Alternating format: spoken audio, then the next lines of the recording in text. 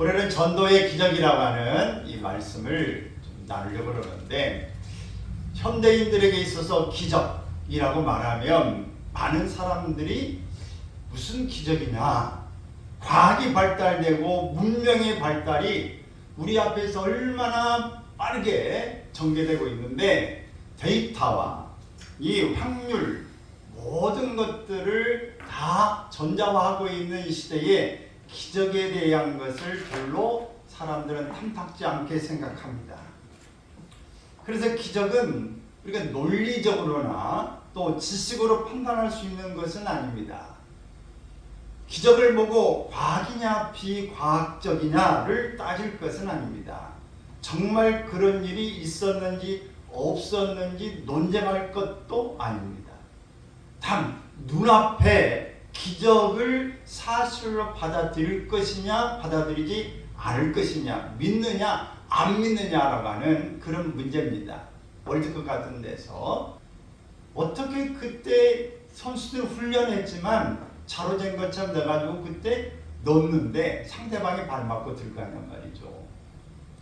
훈련 없이는 물론 그런 기적도 일어나기 어렵겠지만, 그런 것은 정말 내 실력보다는 그에 정말 잘 맞아 떨어져가는 그런 그 0. 몇 초 이 부분에서 이 승부가 갈리는 일이 많이 일어납니다.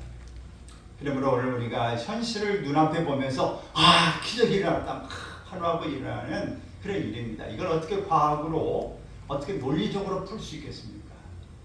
일본의 기독교 사상가인 우치무라 간조에게 한 사람이 성경에서 기적을 빼고 예수 믿을 수 없습니까? 라고 물었어요. 그때에 우치무라 간조는 이런 이야기를 했습니다. 성경의 앞뒤 표지, 앞뒤에 있는 그 내용, 그거밖에 안 남는다.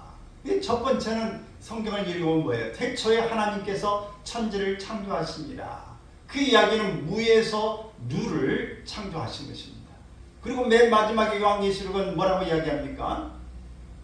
내가 다시 너희가 본 그대로 오리라고 하는, 예수님이 승천할 때 말씀하신 그대로 다시 오리라고 하는, 역사와 시간 속에 오신다고 하는 말로 끝맺고 있습니다.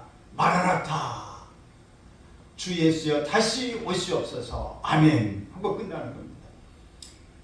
이 성경에서 기적을 믿을 수 없다고 하는데 처음과 마지막에 이 사건, 여러분 정말 믿음이 아니고는 어떻게 믿어질 수 있겠습니까? 무에서 유를 하나님이 창조하셨다.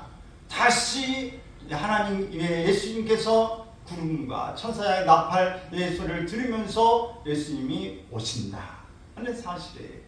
여러분, 성경은 기적으로 시작해서 기적으로 맞춰지는 그런 이야기인 것입니다. 그러므로 성경은, 우리가 믿음은 기적이 아니고는 설명을 할 수가 없습니다. 성경은 기적의 책이고 성경의 하나님은 기적의 하나님이다 라고 하는 겁니다. 예수님은 제자들과 함께 하시고 그들을 훈련하시면서 그들이 세상을 변화시키는 사역을 위해서 기적이 필요함을 말씀하셨습니다. 그래서 제자들을 전도 현장에 보내시면서 그들도 기적을 행할 수 있도록 말씀하셨습니다. 오늘의 전도 현장에는 어떤 기적이 일어날 수 있을까? 많은 선교사들은 기적이 일어났다고 이런 보고들을 하기도 합니다. 우리의 성경에서 말하는 오병이의 기적이 일어났다, 실적으로 이 죽은 자가 살아났다, 병든 자가 고침받았다, 수많은 것들을 이야기합니다. 물론 우리나라에도 우리 교회에서도 일어났던 일이기도 합니다만은, 지금은 우리나라의 그런 기적이 정말 과학에 묻혀지고 논리에 묻혀져서 많이 식어버려진 이런 상황에 있게 되어지는 것이죠. 어떤 기적이 일어날까? 이 기적은 주님의 명령에 순종할 때 일어난다고 하는 겁니다. 누가복음 10장 1절에 보면 그 위에 주께서 따로 70인을 세우사 친히 가시려는 각 동네와 각 지역으로 둘씩 앞서 보내시며, 또 3절에 갈지어다 내가 너희를 보냄이 어린 양을 이리 가운데로 보냄과 같도다 말씀하셨어요. 예수님은 전도 현장에 12명을 먼저 보내시고 70명을 보냈어요. 물론 예수님의 제자들이 처음에 12명이 시작했는데 점점 늘어나 70명이 돼서 그래 보냈다고 추측할 수 있어요. 그러나 우선은 다른 무리는 많지만 훈련된 무리가 적어서 먼저는 12명을 체험케 하고 나머지는 또 훈련되고 함께 추종하는 무리들 가운데 뽑아서 70명을 보냈으리라고 봅니다. 예수님의 제자들이 전도로 갈 때 비웃음과 핍박당할 것을 예수님은 아셨습니다. 그래도 가야 한다라고 말씀합니다. 복음 전도는 가라는 주님의 명령에 순종하는 것입니다. 예수님은 이렇게 이 세상에 계시면서 제자들에게 말씀하셨어요. 마가복음 16장 15절 읽습니다. 너희는 온 천하에 다니며 만민에게 복음을 전파하라. 또 누가복음 14장 23절 시작. 길과 산울타리 가로 나가서 사람을 강권하여 데려다가 내 집을 채우라. 제자들을 처음 예수님이 부를 때에도 이렇게 마태복음 4장 19절에서 말씀하셨어요. 나를 따라오라. 내가 너희를 사람을 낚는 어부가 되게 하리라. 이 말씀은 나를 따라오라는 명령과 사람을 낚는 어부가 되게 하리라는 약속입니다. 나를 따라라. 그러면 내가 너희를 사람을 낚는 어부가 되게 하겠다. 예수님을 따르지 않으면 사람을 낚는 어부가 되지 못한다 라는 말입니다. 뭐든지 오늘 먼저 따라오라. 너희가 가라. 하라. 라고 하는 것을 우리가 할 때 기적은 따라오는 것입니다.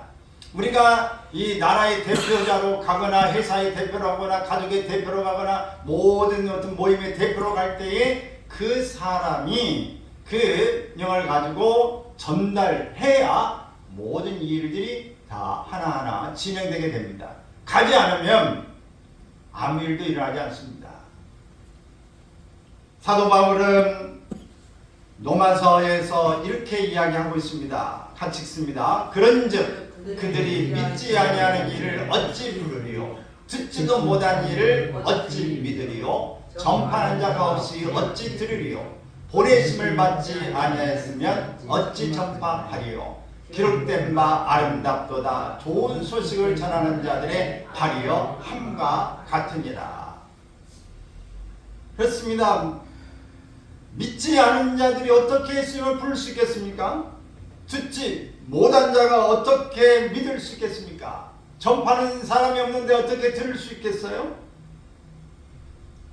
아름답도다 좋은 소식. 이것은 전하는 사람들의 발, 그들의 입, 그들이 내면은 이 전도지에 달려져 있는 것입니다. 전도자의 순종을 교훈하는 것입니다. 지금도 이 선교사들의 간증을 들어보면 기적과 관련된 이야기가 유난히도 많이 나타나고 있습니다. 그들이 땅끝까지 가라는 주님의 명령에 순종하여 날마다 전도하며 살아가고 있기 때문에 이런 기적이 일어날 수 있는 것입니다. 광야 생활 우리는 해본 적이 없죠. 여러분 광야에 나가본 적이 있으십니까? 주님들 넓은 데는 그건 광야가 아닙니다. 거기에는 풀도 있고 나무도 있고 조금 가면 이 물도 있기 때문에 전혀 광야하고 틀려요. 1년에 200mm 이하 이렇게 내리는 그런 지역을 광야라고 부릅니다.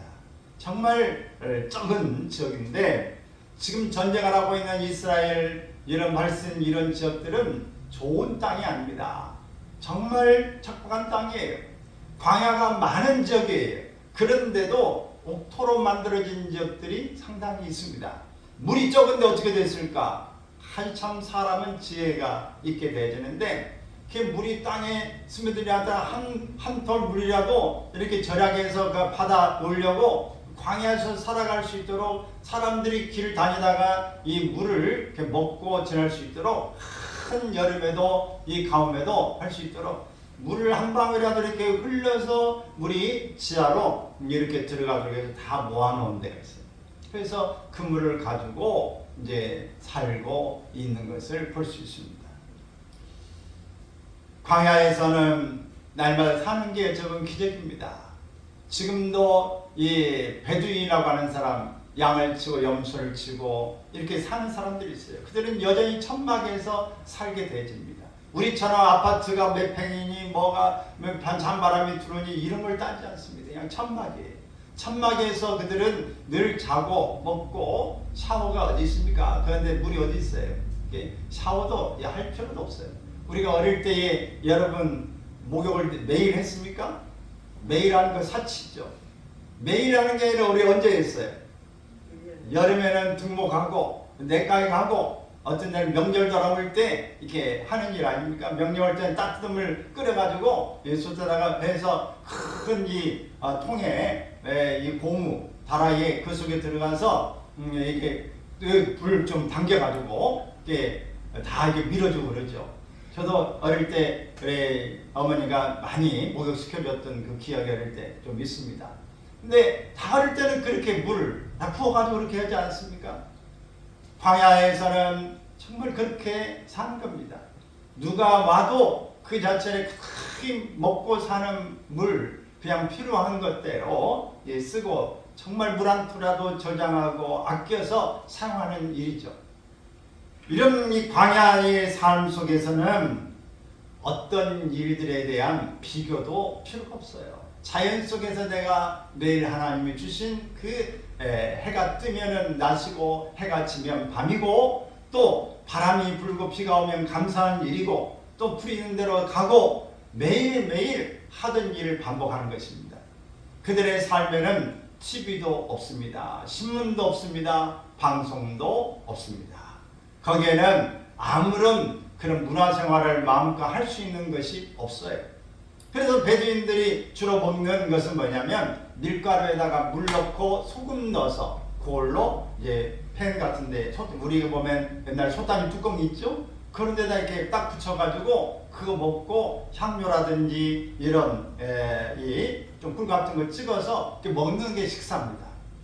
물론 짐승도 이렇게 키우고 해서 고기를 먹기도 합니다만은 그 속에 모든 자연식이에요. 그래서 아랍인들이 먹는 게 할라 음식이라고 하지 않습니까? 그래서 모든 이 조미료 이런 것들을 이전을 만드는 화학비료를 쓰지 않는 조미료를 쓰지 않는 것이죠. 여러분, 우리 광야에 사는 사람들 정말 그들에게 있어서는 주님 앞에서 늘 겸손합니다. 그들에게 하나님의 음성이 들은 걸 가지고 그들은 철저하게 하나님의 말씀 안에서 조상들이 그들에게 명령하셨던 대로 살아가고 있는 것입니다.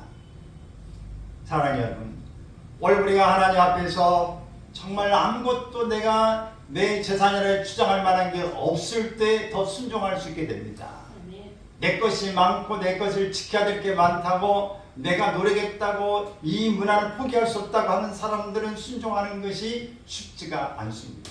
그런데 모든 것들이 아무것도 내 것이 아니고 다 놓고 가야 되고 이게 하나님 주신 것이라고 생각하면 모든 것들이 순종하는 것은 너무 쉽습니다. 이 사회마다 우리 성지순례를 이제 못 해봤기 때문에 자신 있게 말할 수는 없지만 그렇기 때문에 더 어떤 데는 갔다 오는 성지순례에 대한 것들을 보고 또 어떻게 됐나라고 하는 것을 유튜브를 보기도 합니다. 근데 사회마다 이렇게 가게 되어지면은 사회바다는 보통 이 바다는 염분이 몇 프로인지 아십니까? 보통 바다의 염분은 4% 정도 된다고 그래요. 근데 이 사회바다는 저렇게 밑바닥에 소금이 어떤 데는 이렇게 고칠정어처럼 단단하게 바위처럼 이렇게 되어지고 소금 꽃으로 이렇게 피어진 것처럼 되어 있는데 그 농도가 대개 얼마냐 34.2%가 염분이라고 합니다. 그렇기 때문에 저같이 이제 수영을 못하는 사람도 거기에 가보면은 동동동 둥둥둥 뜨게 된다.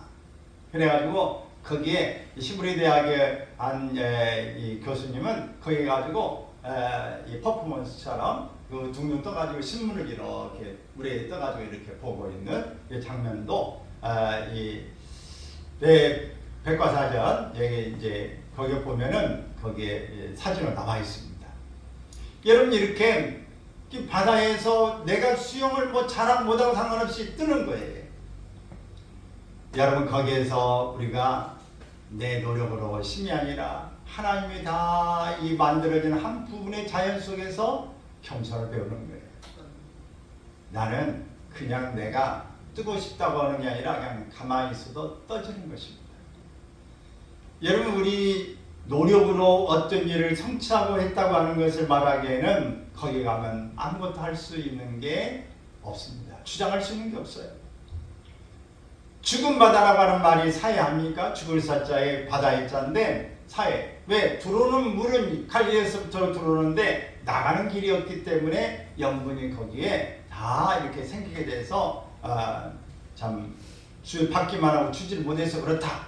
이런 이야기를 합니다만은 여러분 근데 거기에 진흙 같은 게 있어서 아무 소용없다고 하는 그 바다에 하나님은 이 세상에 필요 없는 게 아무것도 없다. 진흙을 가지고 사람들이 팩을 이렇게 다 해서 피부 미용을 하기도 하고 이 소금 염분의 뜻을 또 진흙을 가지고 그 짭짤한 이 모습을 통해서 화장품도 만들어내고 또 여기 비료 재료도 만들어내고 여기 무기질도 하고 뭐 여러 가지 몸에 그 또 관절염이라든지 피부염이라든지 이런 것들 치료하는 재료가 되어진다고 그럽니다. 다양한 부분으로 다 하나님은 이 세상에 필요 없는 게 없이 다 사용하시고 어느 지역에나 하나님은 불편한 게 없이 쓰십니다. 오늘 우리에게도 하나님이 다 명령하실 때는 우리가 할 수 없는 게 아니라 하라고 하면 우리가 할 수 있는 일을 맡기신 줄로 믿습니다. 그러면 우리는 그저 하면 되는 겁니다. 물 위에 가만히 있어서 뜨는 것처럼 가라고 하면 가면 되는 것입니다. 그저 아무것도 나는 바라볼 게 없는데 광야에서 아침 뜨면 일하라는 것이고 저녁 되면은 여러분 TV가 있어서 TV를 보겠어요? 핸드폰을 보겠어요? 신문을 보겠어요? 캄캄한데 전기불도 없는데 뭐 하겠어요? 이제 해 떨어지면 자야죠. 자고 낮이면 일하고 이런 삶을 사는 단순한 모습 이런 삶이 우리에게 진행된다면 그저 하나님 말씀하셔야 알겠습니다. 우리가 딴 생각할 일이 없을 줄로 믿습니다. 그러면 여러분 오늘 우리가 너무 많은 복잡한 생각 속에서 하나님을 말씀을 순종하지 못한 일이 아닌가를 생각해 봐야 할 것입니다. 여러분은 주님의 전도 명령에 순종하고 계십니까? 전도의 명령에 순종할 때 하나님의 기적도 시작될 것입니다. 믿지 않는 자들이 복음을 듣는 순간 생명의 기적이 일어납니다.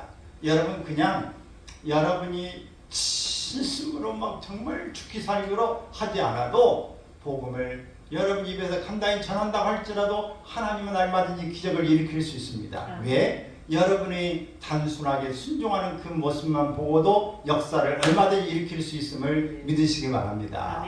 할렐루야.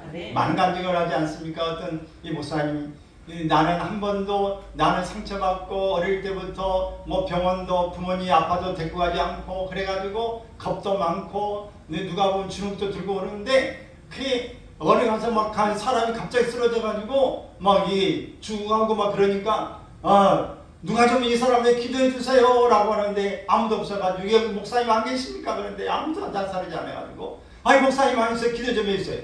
그냥 어쩔 수 없이 자기도 지금 두려워가지고 믿음도 없는데 막 기도해달라고 하니까 어쩔 수 없이 그냥 하나님 내가 지금 이 두려운 마음에서 기도하는데 하나님 두려움을 없애 주시옵소서. 그 기도만 했는데 그 사람이 버뜩 일어나가지고 살아났다고 하는 거예요. 그래서 사람들이 다 놀래가지고 목사님 대단합니다. 근데 자기는 사실 치료 기도를 한 게 아니라 이 상황에서 하나님 나는 두렵습니다 하고 기도하면서 어떻게 할 수 있습니까? 두려움을 없애달라고 그런 기도만 했는데 기적이 일어났다. 여러분 우리는 믿음이 크다 적다 나는 대단하다 이걸 논하기 전에 순종할 때 기적이 일어납니다. 아멘. 순종하면 일어나요. 순종을 행동으로 옮기기만 한다면 기적의 순간은 반드시 옵니다. 내가 늦기 전에 잃어버린 영혼을 찾으라고 하는 주님의 명령에 우리는 순종하고 주님 12명이든 70명이든 보내는 현장에 간 것처럼 우리도 갈 수 있기를 바랍니다. 전도의 기적은 주님의 능력과 보호를 받는 것입니다.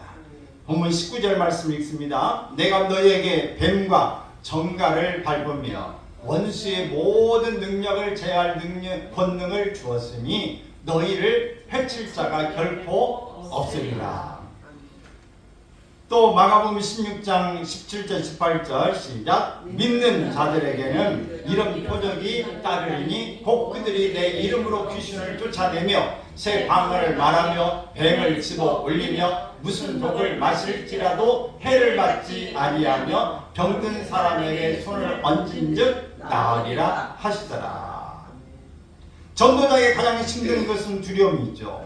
그것은 복음 전도의 사단의 방해가 심하다고 하는 이야기입니다. 본문에도 전도의 장애물인 귀신들이 항복함을 제자들이 보고받을 때 예수님은 사탄이 하늘로부터 번개같이 떨어지는 것을 내가 보았노라 이렇게 말씀했어요. 여러분, 오늘 우리가 밖에 나가지 못하는 것, 특히 하나님의 말씀을 받고 나가지 못하는 이유 가운데에 오늘 우리가 우리의 중심을, 우리의 마음을 살펴보면 뭐가 있기 때문에 그래요? 두려움 때문에 못 나가는 겁니다. 그 두려움이 뭐예요? 어떤 두려움입니까? 나는 사람 앞에 말할 줄을 몰라. 나는 전도하는 방법을 몰라. 나는 사람 앞에서 욕먹는 거, 사람들이 내게 그 눈을 부릅뜨고 하는 거 나는 두려워. 이런 생각들이 결국 우리가 나가지 못하는 이유가 되어질 것입니다. 근데 이 모든 것들이 우리가 자랐던 환경의 문제도 있지만 우리가 모든 해보지 않은 그런 훈련되지 않는 일도 있을 수 있어요. 그러나 더 중요한 일은 우리의 중심에 훈련되지 못했다. 나는 여기에 그 어릴 때의 상처가 있다. 나는 이 사람이 무섭다. 모든 이 가운데는 나에게 두려움을 주고 나를 하나님의 사람으로 하나님의 형상으로 만든 이것을 망각해버리고 조그마한 상처 이런 것들이 내 안에 크게 보이도록 해서 두려움 속에서 행하지 못하게 하는 것입니다. 하나님의 자녀로 행복하게 이 세상을 마음껏 누리지 못하도록 하는 이 악한 세력들에 의해서 내가 눌림을 받고 있다는 하는 것을 기억하시기 바랍니다. 이럴 때 우리는 먼저 해야 될 것이 나는 하나님의 자녀이다. 내게는 하나님이 함께 계시다 라고 하는 생각을 갖기를 바랍니다. 그래서 선포기도 해야 합니다. 어린아이가 이 큰 어른 앞에서, 힘 있는 사람 앞에서 어떻게 이겨낼 수 있고 담대할 수 있겠습니까? 그런데 겁을 주고 그래도 어린아이가 담대할 수 있는 일은 우리 아빠가 금방 오신대. 우리 아빠는 순경이야. 우리 아빠는 저기 경찰 아저씨야. 금방 오신대. 여러분, 이 부모가 그 얘기를 했는데 그 이야기를 듣고 이야기를 담대하게 하는 겁니다.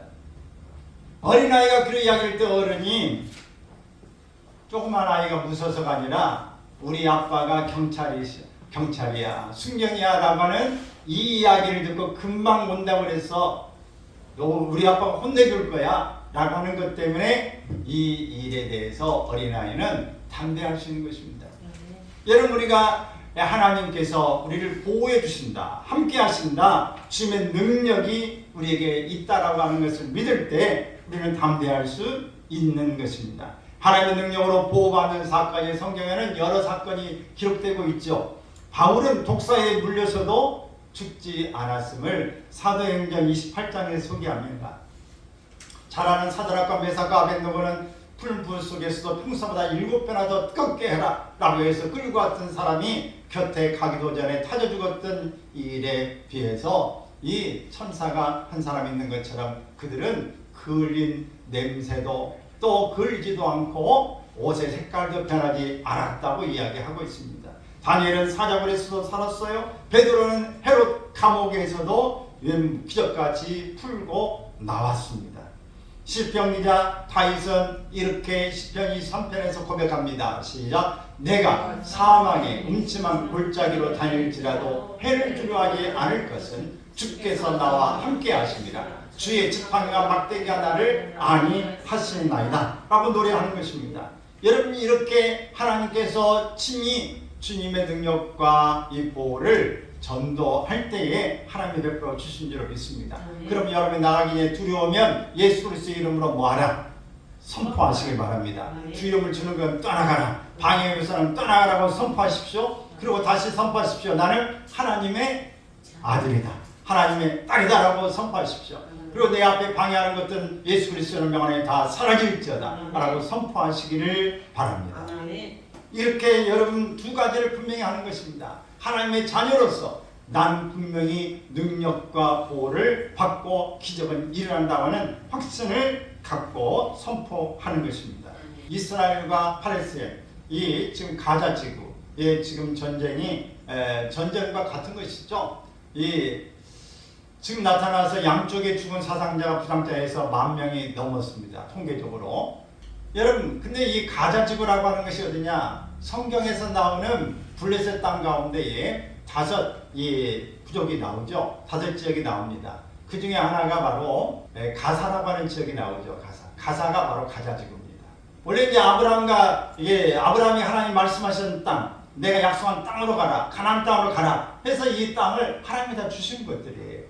근데 이런 데서부터 시작해서 역사가 이렇게 쭉 흘러오면서 노마 시대로 가고, 노마 시대 때의 팔레스타인 땅으로 이름을 이제 이스라엘을 팔레스타인으로 바꿔놓고, 이 땅에 막 이렇게 분쟁하고 이슬람 세력들이 다 땅을 차지하고 뭐 여러 문제들이 막 있게 되죠. 그러다 결국은 우리나라가 1945년도에 해방되지 않습니까? 근데 그때에 우리 이제 이스라엘도 1948년에 독립을 합니다. 독립을 해요. 그래서 국가로 이스라엘을 세워지게 돼야 되는 생겨나고, 그러면서 막 전쟁이 터지지 않습니까? 전쟁이 주변과 터지고, 또 그 뒤에도 또 6.1 전쟁이 또 이제 막 터지고 그러지 않습니까? 아랍과 전쟁이 일어나는데 6일 만에 연합군을 이스라엘이 이기는 전쟁이 일어납니다. 근데 이게 어떻게 이겨낼 수 있을까? 강인한 정신력도 있다고 할 수 있지만, 그 적은 인구를 가지고 좁은 땅덩이에서 어떻게 큰 나라를 그렇게 6일 만에 승리할 수 있었을까? 그것은 우리가 이론적으로 방법으로 해석할 방법이 없습니다. 그것은 오직 하나님의 말씀 가운데서 너의 모든 이 땅을 주리라, 예루살렘 평화의 땅이 되리라, 내 주님께서 1000년을 다스리게 되리라고 하는 이 말씀을 주시는 성경 속에서밖에 찾을 수가 없어요. 회복해 하리라고 하는 말씀, 70년 만에 바벨론에서 포로의 땅을 돌아오리라는 약속도 이루어지게 하신 것처럼, 오늘 이 이스라엘이 다시 회복하여 땅에서 평화의 땅으로 불려질 것을 말씀하는데, 이렇게 작은 땅에서 6일 만에 승리도 하고 지금도 일어나는데 땅 먹기 지금도 여전히 그 싸움이에요. 많은 사람이 죽고 있는 거 땅 서로 차지하고자 하는 것인데, 서로 하나님이 우리에게 주셨다. 이스라엘 사람들도 우리에게 하나님이 주셨다. 이게 모함의 집, 바로 승천했던 장소에 자기들의 회당을 막 이렇게 성전을 세워놓고, 그래서 이 예루살렘 이쪽에는 정말 이스라엘 땅에는 이 세 개가 바로 또 이슬람 사원도 있고, 또 이렇게 성전도 있고, 다 기독교, 또 이슬람교, 유대교, 이렇게 세 개가 다 합해져 있는 그런 지역이 참 복잡하지만, 그러나 이렇게 위험성을 안고 있지만 그걸 살아가고 있는 땅입니다. 참 조그마한 그런 땅에 이런 기적을 보고 있는 것은 하나님의 능력이 아니면 어떻게 할 수 있는 일은 아니다. 오늘 이것을 보여주는 사례라고 믿습니다. 여러분, 오늘 우리가 어떻게 역사적으로 방법으로 해석할 수 없지만 하나님께서 보호하시고 인도하시는 그 속에서는 언제든지 기적이 일어난다. 그럼 오늘 우리가 전도할 때에 두렵고 떨림으로도 큰 심 앞에 우리가 어떻게 할까라고 여러분 생각하지만, 오늘 예수 그리스도의 이름으로 악한 것들을 이길 수 있는 권능을 우리에게 주셨다. 심이 아무리 세도 오늘 예수 그리스도의 심은 하나님의 능력은 더 세다는 것을 기억하시고, 오늘 순종만 하면 뭔 일을 한다? 기적은 거기서부터 출발하게 되어지는 것입니다. 그러므로 시작하십시오. 여러분이 어떤 일이든 선포하시길 바랍니다. 불안하고 초조하고 여러분의 두려움을 주는 것들은 예수 그리스도로 떠나가라고 명령하십시오. 하나님이 우리에게 주시는 것은 두려워하는 마음이 아닙니다. 의심하는 마음이 아닙니다. 우리에게 이 모든 염려하는 근심하는 마음이 아니라 하나님의 나라는 신학과 이 평강이라고 말씀하고 있습니다. 아멘. 그러므로 바로 성령 안에 사는 사람들은 늘 기쁨과 오늘 즐거움이 있을 줄로 믿습니다. 아멘. 또 전도의 기적은 하늘의 생명책의 이름이 기록되어진다고 말씀하고 있습니다. 생명책에 요한계시록에 말씀하고 있어요. 우리의 이름이 생명책에 기록되어져 있다. 구원받은 자들을 말하고 있습니다. 하나님의 자녀임을 이야기하는 것이죠. 여러분, 우리가 두려워하지 말고 20절에 같이 말씀 읽겠습니다. 시작. 그러나 귀신들이 너에게 항복하는 것으로 기뻐하지 말고 너희 이름이 하늘에 기록된 것으로 기뻐하라. 그것은 축사의 경험, 즉 귀신을 쫓는 경험을 한 것입니다. 제자들이 귀신을 쫓아내고 막 벌쩍벌 뛰고 나자빠지고 온 사람들을 온전하게 하는 능력을 볼 때 귀신의 능력이 다스려지는 그 쫓아내는 일을 볼 때 얼마나 제자들이 기쁘겠어요. 나도 되네. 예수님만 되는 자들이 나도 되구나 라고 하면 막 흥분하고 그랬는데, 너희들은 그 일로 귀신들이 너에게 항복하는 걸 기뻐하지 말고 더 중요한 거, 너희 이름이 하늘에 기록된 것을 뭐하라? 기뻐하라. 생명력에 기록된 기뻐하라. 원래 우리가 이 땅에 살면서 뭐 재산이 얼마나 있느냐, 뭐가 있느냐, 이름이 어떻게 되느냐, 뭘 소유했느냐, 뭘 가졌느냐가 중요한 것이 아니라 가장 중요한 것은 내가 구원받던 사실이에요. 내가 생명을 얻었다는 사실이고 생명책에 이름이 있다. 이걸로 기뻐할 수 있기를 바랍니다. 그래서 70명씩 둘씩 짝지어 보냈던 이 사건, 그래서 예수님의 이름으로 명령할 때 이런 기적이 일어났다. 그래서 기적 중에 최고의 기적은 예수님을 믿음으로 우리의 이름이 하늘나라 생명책에 기록된 사실이다. 구원의 기적, 영생의 기적을 말씀한 것입니다. 병은 고침받아도 재발할 수 있습니다. 귀신을 쫓겨났다고도 다시 들어갈 수 있습니다. 그러나 한 사람이 예수님을 믿고 구원받으면 그 이름이 하늘나라 생명책에 기록되어 영생을 누리는 이 기적보다 더 위대한 기적은 없는 것입니다. 기적 중의 기적은 사망에서 생명으로 옮겨지는 기적이다. 오늘 여러분의 이름은 하늘나라의 이 생명책에 기록되어졌다고 믿으십니까? 네. 믿는 자에게는 능치 못함이 없고 믿는 자는 오늘 하나님의 나라의 자녀가 됩니다. 그러므로 여러분의 이름이 예수 그리스도를 믿고 내가 제사 받았다고 하는 것을 확신할 때 우리 생명책에 기록된 줄로 믿습니다. 여러분의 이름이 기록된 것처럼 내가 사랑하는 사람을 위해서도 이렇게 여러분 기도하고 또 전도할 수 있기를 바랍니다.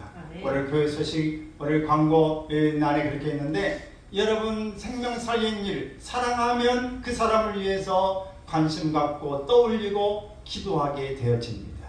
전도하게 돼요. 진짜 사랑한다면 이 사람이 영원한 지옥불에서 허덕이지 말아야 된다는 생각 가지고 사랑하면 이 사람을 위해서 기도하게 되고 전도하게 되어진다.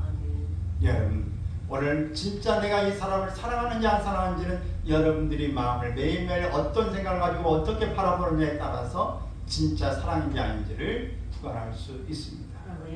여러분이 우리 교회를 사랑하고 저를 사랑한다면 저를 위해서 한 번이라도 어려움을 떠올리고 매일 기도하는 사람이면 정말 저를 교회를 사랑하는 사람이다 라고 할 수 있을 거고, 한 번도 얼굴 떠보지 않고 내 손자, 내 가족들 일터리만 생각하고 TV 보면서 즐겁게 웃고만 끝난다면 교회와 저와는 그렇게 깊은 관계는 아직 아닌 것이죠. 여러분 가족을 위해서 사랑한다고 말하지만 한 번도 기도하지 않고 매일매일 얼굴 지금 뭐하고 있나 떠오르지 않다면 관심이 많이 떠나 있는 것입니다. 여러분 정말 사랑하면 기도합니다. 사랑하면 그를 위해서 축복하게 됩니다.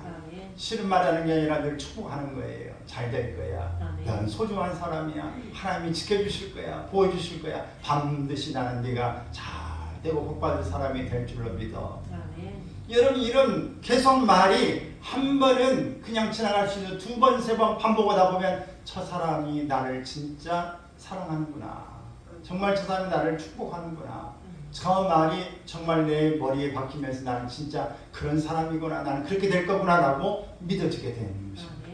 그러면 여러분 정말 사랑하면 생명책에 함께 기록되는 축복이 있기를 위해서 여러분 열심히 이 사망의 족보가 아니라 생명의 족보에 올릴 수 있기를 바랍니다.